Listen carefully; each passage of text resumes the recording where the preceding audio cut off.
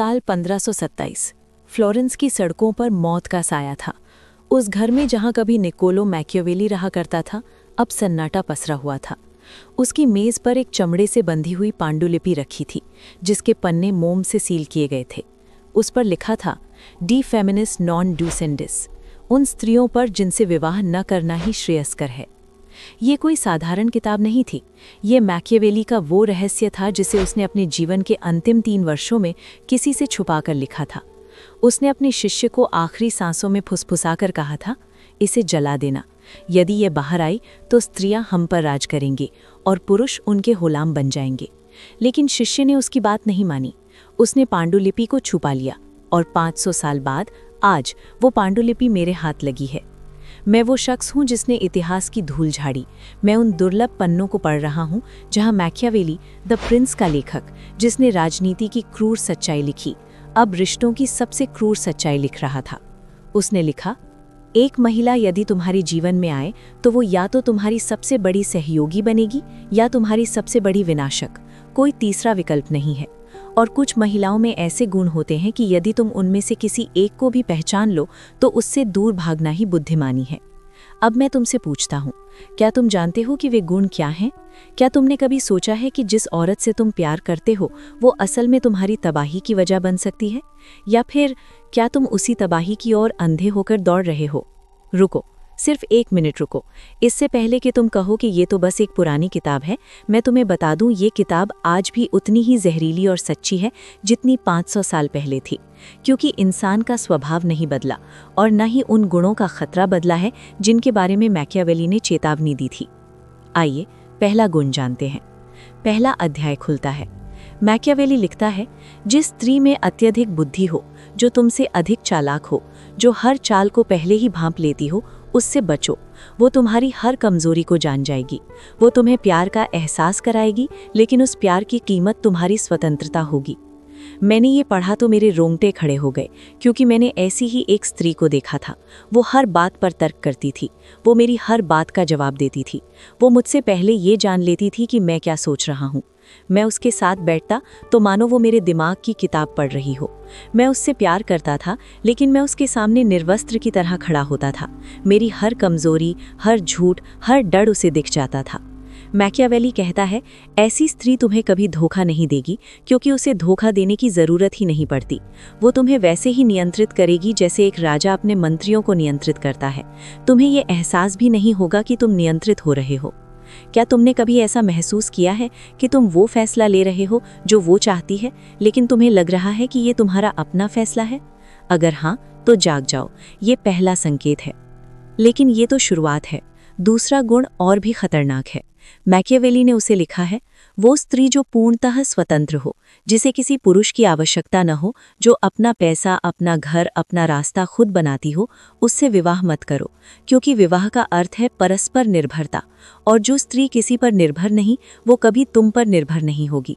तुम उसके लिए एक विकल्प मात्र हो, और विकल्पों को बदला जा सकता है। ये सुनकर तुम कहोगे, ये तो आधुनिक महिला की तारीफ है। नहीं, ये चेतावनी है। मैकियावेली राजनीति की किताब लिखने वाला यथार्थवादी था।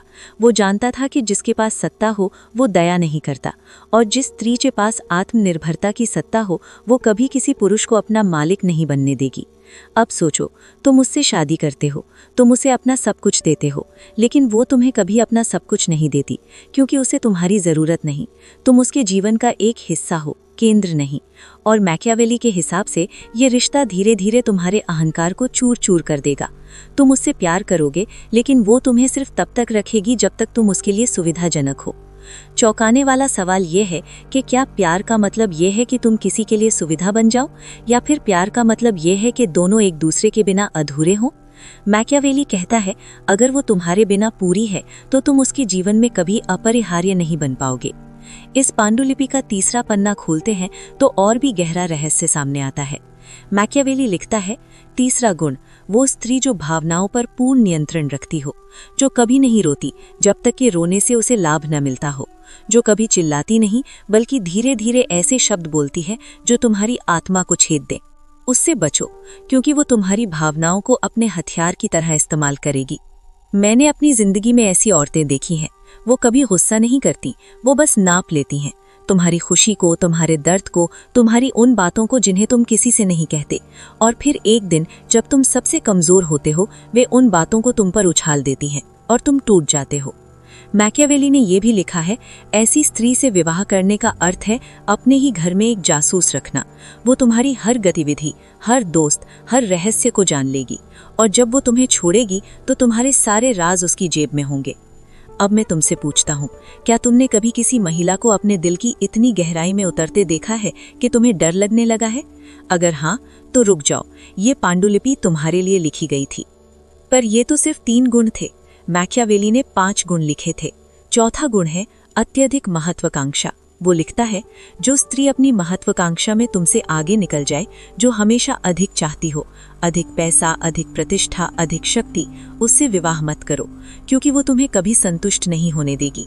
तुम उसकी महत्वाकांक्षा का सीढ़ी बनोगे, और जब तुम थक जाओगे तो वो तुम्हें धकेल कर आगे बढ़ जाएगी। ये गुण सबसे ज्यादा छिपा हुआ होता है। शुरू में वो तुमसे कहती है बस इतना ही काफी है, लेकिन धीरे धीरे वो तुमसे और मांगने लगती है। बड़ा घर, महंगी कार, बच्चों के लिए बेहतर स्कूल। तुम दौड़ते हो, तुम और मेहनत करते हो, तुम अपनी सीमाओं को पार करते हो, और जिस दिन तुम कहते हो अब और नहीं हो सकता, उस दिन वो तुम्हें छोड़ने का कारण ढूंढ लेती है, क्योंकि उसकी महत्वाकांक्षा को तुमसे ज्यादा कहीं और जगह मिल गई। मैकियावेली ने यह भी कहा, महत्वाकांक्षा एक स्त्री में वैसी ही होती है जैसी किसी राजकुमार में होती है। वो कभी नहीं रुकती, और जो उसके साथ होता है वे या तो उसकी गति से दौड़ता रहता है या कुचल जाता है। अब सोचो, क्या तुम उस गति से दौड़ सकते हो, और क्या तुम दौड़ना भी चाहते हो? 5वां गुण सबसे भयानक है। मैकियावेली ने उसे आखिरी पन्ने पर लिखा है, मानो वो खुद भी उसे लिखते हुए डर रहा हो। वो लिखता है, 5वां गुण, वो स्त्री जो सत्य को सबसे ऊपर रखती हो, जो तुमसे कभी झूठ नहीं बोलती, लेकिन तुमसे वो सच कह देती है जिसे सुनने की तुम में ताकत नहीं है, उससे विवाह मत करो, क्योंकि सत्य उतना ही खतरनाक है जितना कि झूठ।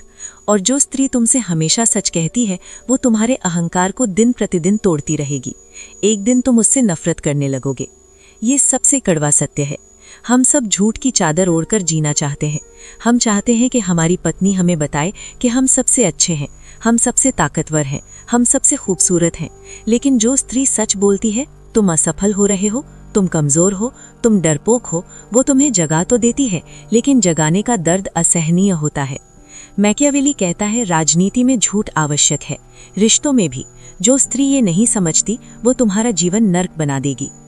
अब मैं तुमसे पूछता हूँ, क्या तुम सच में चाहते हो कि तुम्हारी पत्नी तुमसे हर पल सच बोले, या तुम चाहते हो कि वो तुम्हें वो बताए जिससे तुम शांत रह सको?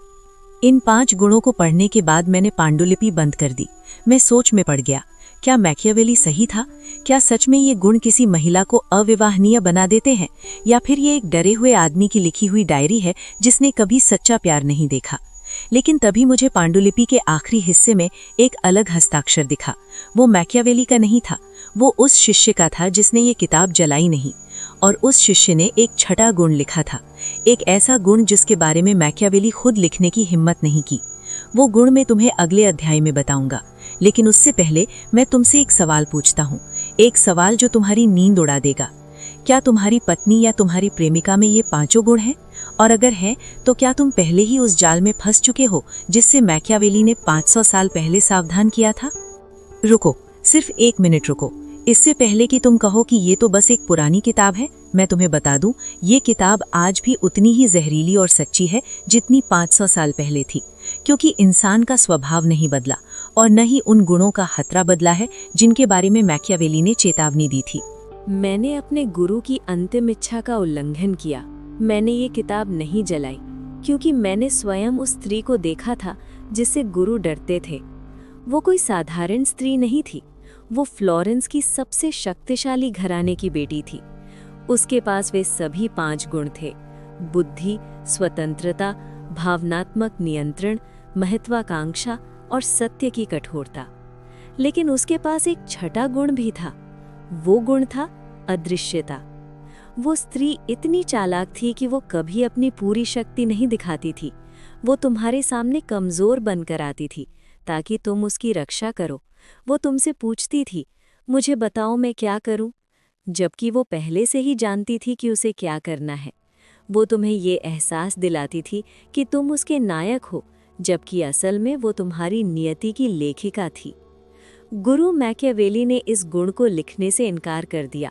उन्होंने कहा, यदि स्त्रियों को पता चल गया कि वे ये कर सकती हैं तो कोई भी पुरुष सुरक्षित नहीं रहेगा। लेकिन मैं उनका शिष्य ये लिख रहा हूँ क्योंकि सत्य को छुपाने से ज़्यादा खतरनाक है सत्य को न जानना। ये पढ़ते ही मेरा शरीर ठंडा हो गया। अदृश्य का यानी वो गुण जिससे स्त्री अपनी शक्ति को छुपा कर रखती है। वो तुम्हें लगती है कमज़ोर, लेकिन वो चट्टान है। वो तुम्हें लगती है भोली, लेकिन वो योजनाकार है। वो तुमसे कहती है, मैं तुम्हारे बिना कुछ नहीं, और तुम भूल जाते हो। लेकिन हकीकत ये है कि तुम उसके बिना अधूरे हो, वो तुम्हारे बिना पूरी। मैकियावेली के शिष्य ने आगे लिखा, ये गुण सबसे खतरनाक है क्योंकि ये पहचान में नहीं आता। तुम एक ऐसी स्त्री से शादी कर लेते हो जिसे तुम कमज़ोर समझते हो, और फिर 10 साल बाद तुम पाते हो कि तुम्हारा पूरा जीवन उसकी इच्छा के अनुसार चल रहा है।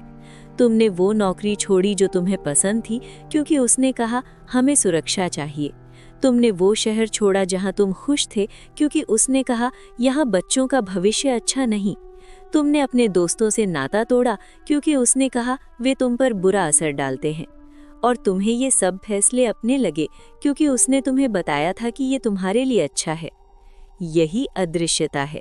यही वो छठा गुण है जिससे मैकियावेली डरता था। मैंने ये पढ़ा और मैं अपनी कुर्सी से उठ गया। मैं कमरे में टहलने लगा। मैं सोचने लगा, कितने पुरुष इस जाल में फंसते हैं। कितने पुरुष ये सोचते हैं कि वे अपने घर के मालिक हैं, जबकि वे सिर्फ कठपुतली हैं। और कितने पुरुष ये जानते ही नहीं कि उनकी पत्नी या प्रेमिका में ये सभी 6 गुण मौजूद हैं। मैकियावेली के शिष्य ने एक और चौंकाने वाली बात लिखी थी। उसने लिखा, गुरु ने ये भी कहा था कि ये गुण अपने आप में बुरे नहीं हैं। ये गुण किसी भी शासक में होने चाहिए। लेकिन जब ये गुण किसी स्त्री में हो और वो स्त्री तुम्हारी पत्नी हो, तो तुम 2 राजा एक ही राज्य में हो जाते हो, और 2 राजा कभी एक साथ नहीं रह सकते। एक को हारना ही पड़ता है। ये सबसे बड़ी सच्चाई है। शादी एक राज्य है और हर राज्य का एक ही शासक होता है। अगर दोनों शासक बनना चाहें तो युद्ध होता है। अगर एक शासक बने और दूसरा प्रजा, तो प्रजा दब जाती है। लेकिन मैकियावेली के अनुसार आदर्श स्थिति ये है कि दोनों मिलकर शासन करें, लेकिन ये तभी संभव है जब दोनों में से कोई भी इन 6 गुणों से पूरी तरह सुसज्जित न हो। यानी अगर तुम एक साधारण पुरुष हो और तुम एक असाधारण स्त्री से शादी कर लेते हो, तो तुम्हारा जीवन या तो संघर्ष बन जाएगा या तुम उसके अधीन हो जाओगे। और अगर तुम असाधारण पुरुष हो और एक साधारण स्त्री से शादी करते हो, तो वो तुम्हारी महत्वाकांक्षा को समझ नहीं पाएगी और तुम अकेले रह जाओगे। तो फिर समाधान क्या है? मैकियावेली ने इसका उत्तर नहीं दिया। उसने सिर्फ चेतावनी दी। उसने कहा, पहचानो, पहचानने के बाद तय करो, लेकिन अंधे होकर मत करो। अब मैं तुमसे पूछता हूँ, क्या तुम अंधे हो? क्या तुम उस स्त्री के गुणों को पहचान पा रहे हो जिसके साथ तुम हो, या तुम उसकी अदृश्यता में फंस चुके हो? मैंने पांडुलिपि का अगला हिस्सा खोला तो देखा कि शिष्य ने एक और पन्ना जोड़ा था। उस पर लिखा था, ये केवल स्त्रियों के बारे में नहीं है, ये शक्ति के बारे में है। गुरु मैकियावेली ने पुरुषों को भी इन्हीं गुणों के कारण राजा बनते देखा था। उनका डर ये था कि जब स्त्रियां ये गुण सीख जाएंगी तो पुरुषों का वर्चस्व समाप्त हो जाएगा। और आज 500 साल बाद मैं देख रहा हूँ कि ऐसा ही हो रहा है। ये वाक्य मुझे झकझोर गया, क्योंकि ये सच है। आज की दुनिया में स्त्रियां पहले से कहीं अधिक शिक्षित, स्वतंत्र, महत्वाकांक्षी और सच्ची हैं। वे अब अपनी शक्ति को नहीं छुपाती, और यही कारण है कि तलाक की दर बढ़ रही है। यही कारण है कि पुरुष अब शादी से डरने लगे हैं। यही कारण है कि मैकियावेली ने कहा, अगर एक महिला में ये गुण हो तो उससे कभी शादी मत करना, जैसे विचार वायरल हो रहे हैं। लेकिन क्या ये सही है? क्या हमें डरना चाहिए, या हमें इन गुणों को समझकर इनके साथ जीना सीखना चाहिए? मैकियावेली के शिष्य ने अपने अंतिम शब्दों में लिखा, गुरु ने एक बात कही थी, स्त्री से डरो मत, उसे समझो। लेकिन अगर तुम उसे समझ नहीं सकते तो उससे दूर रहो, क्योंकि एक समझी हुई स्त्री तुम्हारी सबसे बड़ी सहयोगी बन सकती है, लेकिन एक न समझी हुई स्त्री तुम्हारी सबसे बड़ी दुश्मन। मैंने ये किताब नहीं जलाई ताकि तुम चुनाव कर सको। चुनाव हमेशा तुम्हारा है, लेकिन याद रखो, न जानने का दंड बहुत भारी है। पांडुलिपि यहीं समाप्त होती है, लेकिन मेरे मन में एक सवाल घर कर गया, एक ऐसा सवाल जिसका जवाब मैंने ढूंढा, और वो जवाब मैं तुम्हें अगले अध्याय में दूंगा। वो जवाब है, क्या सच में कोई स्त्री ऐसी होती है जिससे शादी न करनी चाहिए, या फिर मैकियावेली खुद एक ऐसी स्त्री से प्यार करता था जिसमें ये सभी गुण थे? इस सवाल का जवाब तुम्हें चौथे अध्याय में मिलेगा, लेकिन उससे पहले तीसरे अध्याय में मैं तुम्हें बताऊंगा कि मैकियावेली का अपना प्रेम जीवन कैसा था, और वो कहानी इतनी चौंकाने वाली है कि तुम ये पांडुलिपि हाथ से नहीं रख पाओगे। क्या तुम जानना चाहते हो कि मैकियावेली ने ये गुण कैसे खोजे? उसने खुद की स्त्री को देखकर ये लिखे, और क्या वो स्त्री उसकी प्रेमिका थी या उसकी दुश्मन? अगर हाँ, तो अगला अध्याय पढ़ो और तैयार रहना, क्योंकि अब तक जो पढ़ा वो सिर्फ भूमिका थी।